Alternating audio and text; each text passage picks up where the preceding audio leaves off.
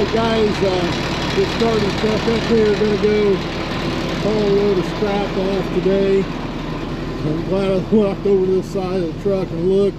Left this fence post laying on here. That'd been a nice thing to pitched off on the road. So I'll get this thing off of here and out of the way.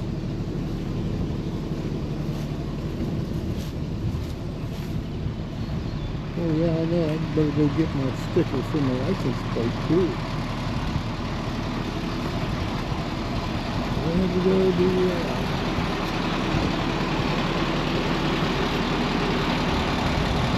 Alright, well, it's going up there. I'll go get my license plate sticker and get the heck on the road.